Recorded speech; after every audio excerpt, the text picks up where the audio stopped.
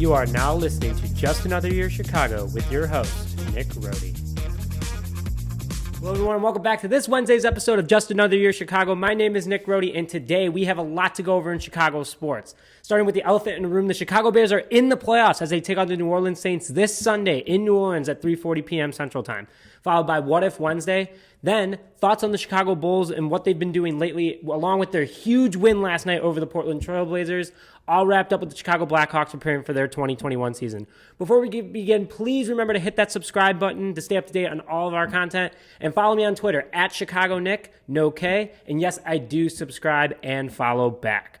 So let's start with the Chicago Bears. The Chicago Bears take on the New Orleans Saints again this Sunday in New Orleans at the Mercedes-Benz Superdome. I believe that it is going to have some fans, mainly just friends and family of the players, but it is a playoff game. It's super exciting that the Bears are back in the playoffs. It's the second time in the last 3 years. I know a lot of people were calling the Bears pretenders when they were 5-1. Then they went on a 6-game losing streak in the middle of the season. 2 of those games could have been very close, or could have been wins, especially against the Vikings and the New Orleans Saints, who the Bears took to overtime at Soldier Field without David Montgomery, without Mitch Trubisky, and without this improved offensive line. So with that, I think that this Sunday's game is going to be very competitive against the Bears and Saints. And I know that this is a biased podcast, it's Chicago Bears fans, but let's be real. The Chicago Bears have one of the better offenses in the NFL in the last 5 weeks. Sure, they played some very questionable teams, but to win in the NFL is to win in the NFL. A lot of teams say they're tanking, but they're not. If the Texans were truly tanking, they would have lost every game this year, even with Deshaun Watson and J.J. Watt. But we crushed the Texans. We beat the Minnesota Vikings, who were fighting for a playoff spot at that moment. That game decided who really was going to make the final playoff push between the Bears and Vikings a few weeks ago.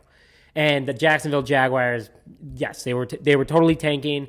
They weren't with James Robinson, their star running back from Illinois State. Shout out Redbirds. But overall, the Bears did play competitive football on the offensive side of the ball after that Saints game.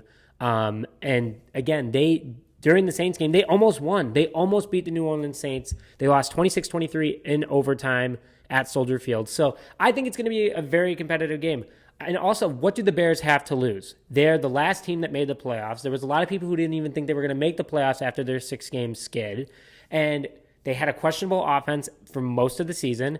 And they have an inconsistent defense who will play 3 great quarters and then 1 quarter just absolutely fall apart. That's kind of what happened against the Green Bay Packers this past weekend. That is also due to the injury of Roquan Smith, which I will get to in a little bit. But the pressure is on the Saints, if anyone, in this game. The Bears have nothing to lose.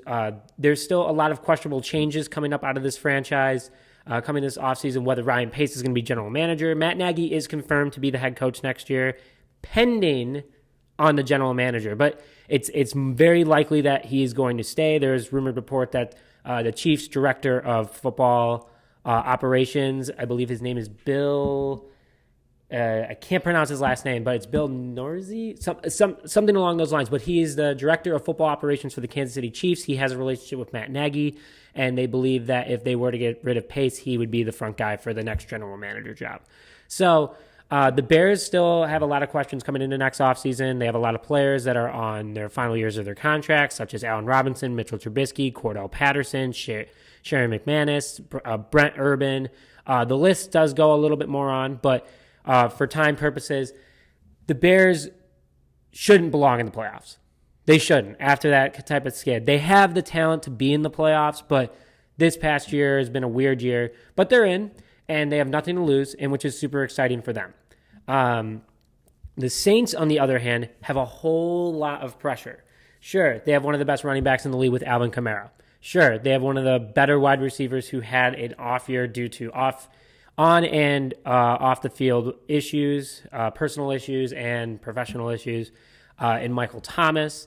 So the Saints have a pretty good defense. So overall, the Saints, they're okay, but they're losing their franchise quarterback in Drew Brees.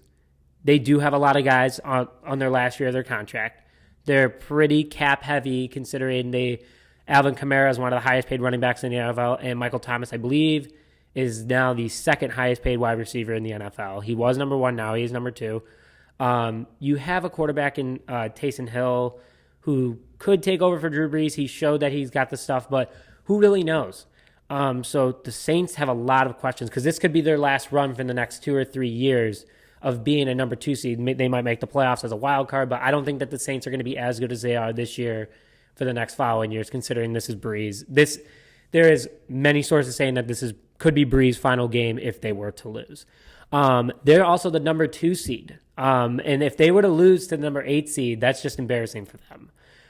So it's just a very interesting situation for the Saints. And also, speaking of Alvin Kamara, he still might not play. Along with the rest of the Saints running back room, they all are under COVID protocol right now, which they have not been approved to play this upcoming Sunday. They still have to pass the various tests. They still have to pass all the different,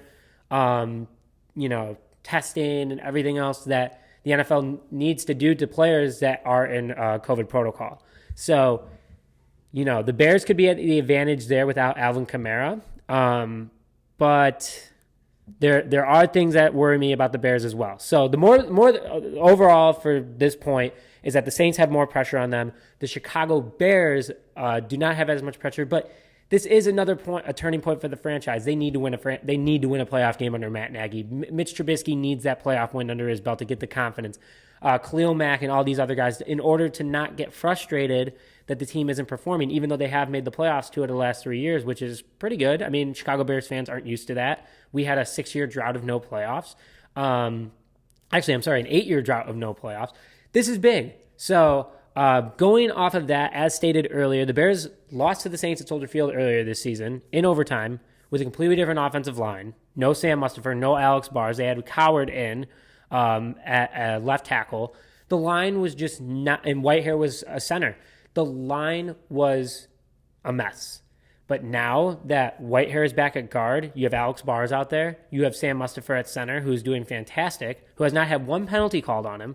Overall, this offensive line is doing great. And if you can stop that Saints defense and you give David Montgomery a running game, awesome. I mean, and also, so they had a different offensive line. I was getting too excited. They had a different offensive line. They had a different quarterback. They had Nick Foles out there, who is not a mobile quarterback. And you need that in today's NFL, especially with, at the time, the Bears' offensive line. So with this improved offensive line, a mobile quarterback, and also a better quarterback, in my opinion, in Mitch Trubisky, and now we have a run game. David Montgomery was not playing in that game due to concussion protocol, and he is back, and he is the number 2 back in the last 5 weeks of the season, which is awesome. The one thing I am worried about with the Chicago Bears is that the Bears' defense, since that Saints game, was starting to really decline. And that was the game that did it. That was the first game that Bears fans were like, sheesh, what's going on with the defense? We were hoping that they would carry this game, help us, finish. And they did not do that. So even though they had Kamara, though, during that game. They did put a hold to him better than most defenses. He still ripped it up a little bit against us.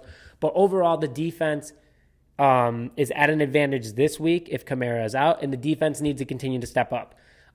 With the big news, again, Alvin Kamara may be out, along with the rest of the Saints running back room due to COVID protocols. But the bigger news for the Bears is that Roquan Smith's status is still unknown. Roquan Smith suffered an elbow injury against the Green Bay Packers later in the first half. Bears fans were kind of shook, like, please get up, please get up, please get up. And fortunately, he did get up, but unfortunately, he did not return to the field. He did stay in his uniform. The elbow was wrapped up, but overall, losing Roquan Smith, a potential all-pro linebacker who got snubbed of a Pro Bowl selection this year, that's big. If Kamara is out and Roquan Smith is out, they kind of offset each other. So that kind of worries me coming into this upcoming game. Hopefully there'll be more news on Roquan Smith. Again, I will be active on Twitter. The second I know about Roquan Smith, you guys will know about Roquan Smith. So please stay tuned for that. Again, follow me at ChicagoNickNoK. Though Drew Brees is one of the greatest of all time at the quarterback position in the NFL, he is not the quarterback he was 3 years ago. If he takes one hit from the Bears' defensive line, it could be it for Brees. Kind of like, he had 11 broken ribs and a punctured lung 8 weeks ago, and he's back playing. There is no denial that Drew Brees is tough, but I couldn't even imagine how much protection he has. The second anyone gets within 3 feet of him, he tosses the ball away. He's nervous. And if he were to somehow get hit by Khalil Mack, Akeem Hicks, Bilal Nichols, Robert Quinn, anyone on that Bears defense, it kind of reminds me of when Corey Wooten back in I believe it was 2010 or 2011. 2010, when they were playing at the University of Minnesota against the Vikings because the Vikings stadium caved in due to snow. And Corey Wooten ended Brett Favre's career with a hit. And ironically, it was Bears versus Favre. He wasn't in a Packers uniform, but he was in a Vikings uniform, our second biggest rival. And, I don't want Drew Brees to get hurt. I want to see him walk off the field, with pride. I do want the Bears to win, though. But overall, this is it for Brees, and I hope that he doesn't get hurt, but he is not the quarterback he was 3 years ago. When he was playing at an MVP type level. So the Bears have the advantage there as well. And then finally, walking into the game, Chuck Pagano. Every Bears fan is talking about Chuck Pagano right now. His defense, this is not Vic Fangio's defense. On paper, it almost is entirely Vic Fangio's defense back from 2018, but Chuck Pagano has really, really taken this defense in the wrong direction, and I hate to say that because obviously, being a Bears fan, like the Chicago Bears are built famously on defenses, and Chuck Pagano is not living up to the expectations. At the beginning, he was, because teams were still scared of the Bears defense from what Vic had left, and people said, oh, on paper, this team is great. But then they started realizing he's not using Eddie Jackson to go get footballs and intercept them. He's not using Kyle Fuller like he used to. He's not having Mack pressure my quarterback every play. He's not having Hicks go after the quarterback every play either. Danny Trevathan is not being utilized as well as he could. They're playing zone. They're being conservative. Chuck Pagano, walk into this game. 3 cups of coffee, a Red Bull, a Vegas bomb. I don't care. Put it all on the line. You need to be so awake and so dialed into this game because this could be also your career on the line as well. People know he will never be a head coach again, at least in the NFL. Maybe college, but in the NFL, no way. But if he gets fired as defensive coordinator with a talented defense like the Bears have right now, I don't see Chuck Pagano sticking around very long. So the Bears need to win this game with a good defensive effort, and that could save his job. But do we want him back? No. I think that if they have a good game, if they win a playoff game as defensive coordinator, someone rebuilding wants that experience to start teaching other coaches, they'll hire Pagano, but as long as they're not expecting to make the playoffs. The defense still has regressed since he has become a defensive coordinator slowly but surely, and that's unacceptable. He doesn't have Eddie Goldman, though, which a lot of people don't realize how important that is, especially Goldman being one of the best, if not the best nose tackle in the NFL. So, I can't. The blame goes to Pagano for being so conservative. You need to, with this defense, do better. And that's where Chuck Pagano stands. Moving off from that, this is going to be my 3 keys to the Bears winning against the New Orleans Saints. Going to go right back into Chuck Pagano. Chuck Pagano needs to come back with the best game he's ever had as the Bears defensive coordinator. He is right now the Matt Nagy of defensive coordinating in regards to Matt Nagy calling plays for the offense earlier this year. It's horrible. You have the rest of your coaching staff is obviously doing their jobs to make these great players. You need to work with them. You need to talk to the defensive line coach and be like, do I have the confidence in order to pressure the quarterbacks with Quinn and Mack? Or do I have to drop back into coverage because Trevathan and whoever can't handle it? So if the defense cannot stop the Saints, we're done. There's no question about it. If they score touchdowns and we only score field goals, it's not going to work. So I'm getting to that in a minute in regards to the offense. But the defense needs to stop the Saints. The offense can move the ball better now, but they're not elite. They're just better, and they only get field goals. And field goals don't win games, obviously, as we saw against the Green Bay Packers. So Chuck Pagano is not going to hear this episode. He's not probably going to listen to anyone on social media. He will take criticism or anything along those lines. But Chuck Pagano, you need to come with the best defense you've ever had, the best defensive scheme you've ever had as a Bears defensive coordinator. Number 2, Mitchell Trubisky needs to play like an MVP. like his career is on the line. I know that Mitch Trubisky is better than Foles. He is not an elite quarterback, and we've been saying all year, we just need him to be average. We just need him to be moving the ball. It sounds like Blake Bortles all over again. The Jacksonville Jaguars had an unreal defense. They just needed Bortles just to do well enough for them to make it to the playoffs. And Allen Robinson knows all about this, and I bet he's having nightmares at night like, it's happening all over again. Mitch Trubisky, you have done great. You have helped lead this team to making the playoffs. You are a quarterback that's made the playoffs 2 out of the last 3 years. Jay Cutler can't even say that. Jay Cutler only made the playoffs once in a Bears uniform. Let's just make that clear really fast. Just want everyone to know that. One time with Jay Cutler. And sure, we went to the NFC Championship. Awesome. But Mitch Trubisky has done it the playoffs twice in the last 3 years for the Chicago Bears. Great. But you need to play like you're on a new level. He needs to use his legs. That was something that was really missed when the Bears played the Saints in Soldier Field earlier in the season. And if you make plays with your legs, the throw will eventually be there because they're going to be, if you drop back, they're going to take off defenders off receivers, and you're going to be able to do a quick little dump pass to Jimmy Graham or Cole Kmet, which I'll get to in a second. But also, don't throw the ball into the field if there's no play there. There was a perfect example on the interception that sealed the deal to Adrian Amos against the Green Bay Packers. Mitch Trubisky needs to use his head, run the ball, run it out of bounds or something. Throw it away. Do not throw it if it's a very tight seam because, Mitch, you are not a good enough quarterback to make that throw. You are not Patrick Mahomes, Deshaun Watson. I hate saying that, even because Mitch Trubisky is not a bad quarterback, and I love Mitch Trubisky, but overall, you can't do that. That's what's going to lose you games, especially in the playoffs, and it's win or go home.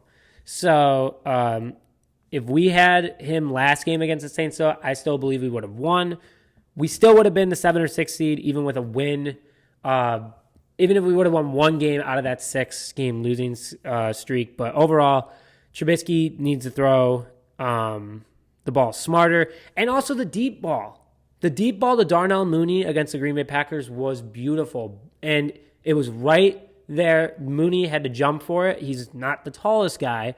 But the Bears need to do that more with Mitch Trubisky. They need to make that opportunity for him and give him that confidence. And also, the reason why he has such a bad passer rating on the deep balls is because they never throw deep balls. Defenses know that it's just going to be a quick little short pass to, whoever, most likely Jimmy Graham, Cole Kmet, Anthony Miller, or David Montgomery. That's just what it is. And the Bears' offense is starting to become predictable again. Is Matt Nagy influencing the play call? I don't know. I hope not. It's definitely better than what it used to be. But Matt Nagy, please, side note, this is not one of my points. Matt Nagy, let Bo Laser do his job. Finally, David Montgomery, feed him as much as possible during the whole game. And feed Jimmy Graham in the red zone. He is our biggest weapon besides Allen Robinson in the open field.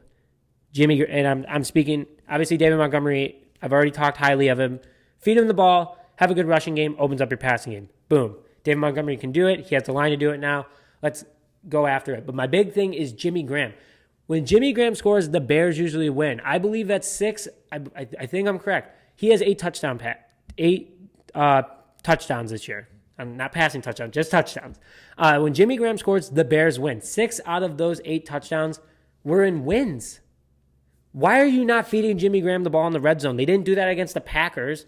It just blew my mind that you have one of the best tight ends in the red zone, 3rd highest scoring tight end in the NFL this year, by the way, and you're not feeding him in the red zone. Matt Nagy, Bill Lazor, feed Jimmy Graham. Good things happen when that happens. He's also playing his former team, so he's going to have a chip on his shoulder, his first team in the NFL.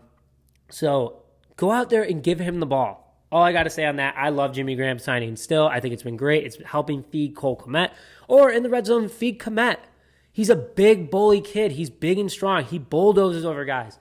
Make the smart play. Give it to your biggest guys who are going to make a play. Score prediction for the game, I'm going Bears 24, Saints 17, bear down. All I'm going to say about that. Moving on from the Bears, we're going to go into What If Wednesday. And I tweeted about this, and I thought I really didn't think about it till I actually wrote it out. But What If Wednesday? What if Matt Nagy purposely lost this past Sunday? Now hear me out. The Bears would have played the Packers in the first round because they would have been the number 2 seed if they would have beat the Green Bay Packers at Soldier Field this past weekend. I say yes, potentially. We almost beat the Saints. So Matt Nagy in the back of his head goes, okay, I have a better running back, I have a better offensive line, and I have a better quarterback at this point. I need momentum. None of these guys have won a playoff game before. Or most of these guys on the roster, specifically Mitch Trubisky and David Montgomery, have never won a playoff game. I need to get them the confidence that they can go out and do that. So we've gotten the reps in. We've done what we had to do. And Roquan Smith is injured. Let's kind of back off. I can't lose anyone else this game. And then had Darnell Mooney scare. I cannot lose anyone else this game. We almost beat the Saints with a really bad offense. Anything is possible. Let's lose this game, play them again, gain some confidence in the playoffs, and go from there. And also, it was at the point that the Bears started to really lose it to the Packers. It was 21-16, and they really started to lose it to the Packers in the fourth quarter. Ironically, when the Rams started to really pull away against the Cardinals, who were going to make, if the Cardinals lost, obviously the Bears got in the playoffs no matter what. Very, very interesting thought. Had some really great responses to this stuff. So from at 2 crucial handle at 2 crucial 10, no shot, but trust he knew the score of the Arizona game. That's what I'm saying, is that he knew the score of the Arizona game. And he knew that the Bears were going to make the playoffs even if they lost this game. So why push these guys and potentially risk more injuries? He was like, it's my job on the line, or, I'm going to lose some players. So why not do our best in order to make an effort for it? I'm just going to put the handle here because I can't pronounce that. This is one of my favorite. That would require an ability to obtain information and process it and make an informed decision. Not a chance he was able to do any of that. Boom, roasted. I see the other side. I was trying to look at it positive, but negatively. Matt Nagy has had a lot of questionable things said in interviews, a lot of decisions made on the field. Overall, I could see that being the other case as well, but that was funny. And then finally from Dan Tops, doubt it, but I love a spin zone. Love the spin zone. Thanks, man. Thanks for tweeting back. I hope this isn't the case that Nagy did do that, but it makes the loss look better if, that was his plan, right? Not playing checkers, he's playing chess. So thanks, everyone, for the submissions. I will be back with What If Wednesday, depending on how the Bears game goes next week, with What If Bears edition, What If Bulls edition, even Hawks edition. So speaking of the Hawks, their first opening day game is in a week from today. I'll get to the Hawks in a minute, though. But let's go into the Chicago Bulls. The Chicago Bulls are 4-4. If you do the math, that's 500 through 8 games, winning 4 out of their last 5 games. This is awesome. The Bulls are beating teams that they should be beating and playing tough, minus the Bucks, in games that they should. It's a huge improvement over last year. Even Zach LaVine said it. Zach LaVine said in an interview late last night, the Bulls game started at 9:30, ended at nearly midnight last night, that, Zach, would you guys have won this game last year with this team? And he said, absolutely not. No way. That's the momentum. That's the hype that the Bulls need now.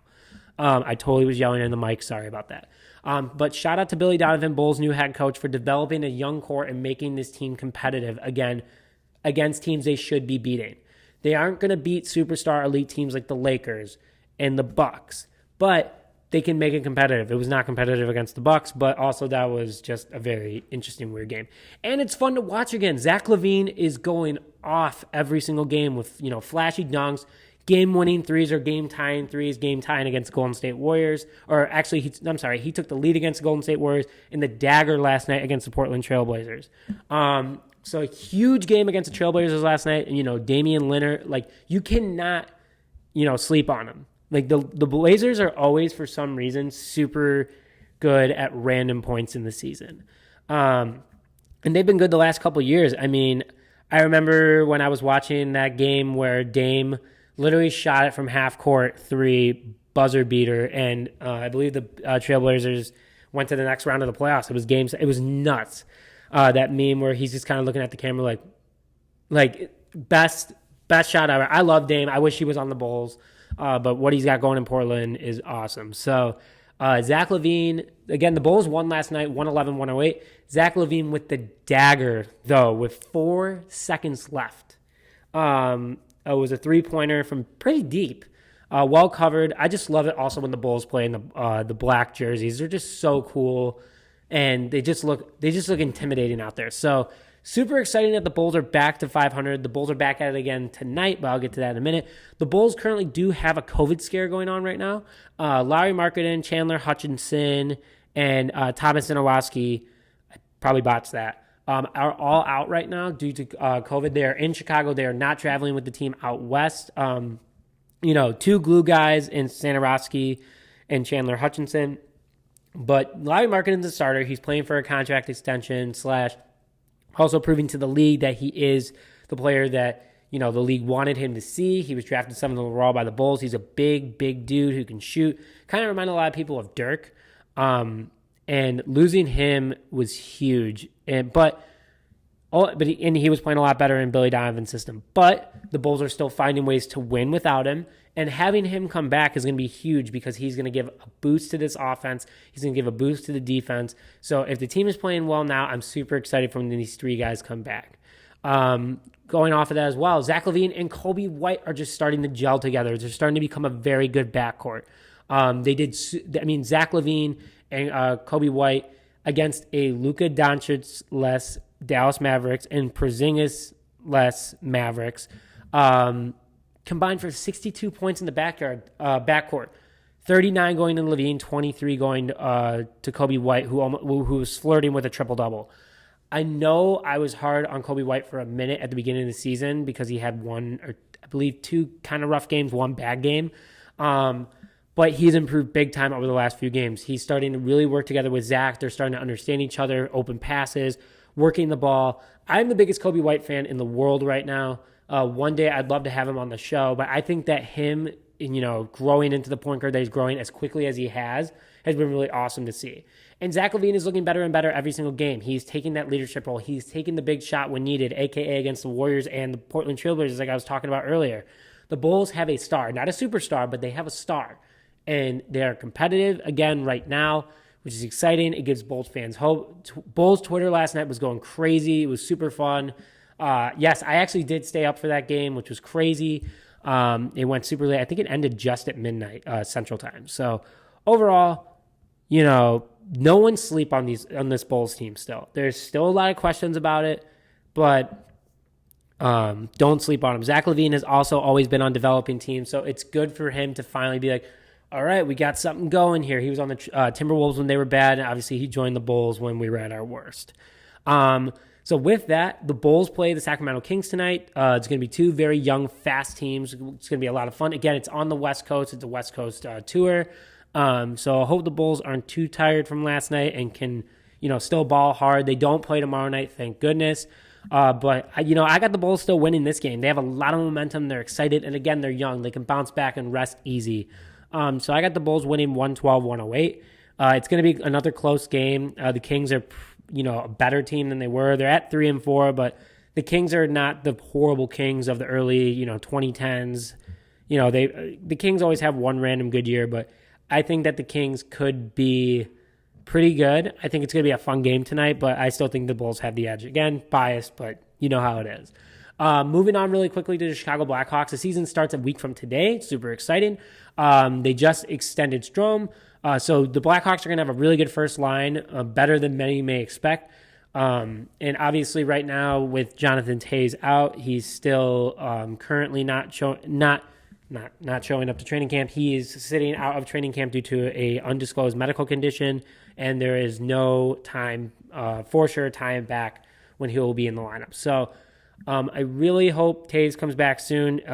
Patrick Kane even said it himself that, training camp's not the same without Toews. And they've been the duo since Toews was first, Kane came after. But it's a lot of questions right now. I think the Hawks could be good. They are coming off the playoffs, but they have a really tough challenge next week. Their first two games are against the reigning Stanley Cup champion Tampa Bay Lightning. Will be a tough task. I just want the Hawks to take one of the games. I'm okay with them losing one.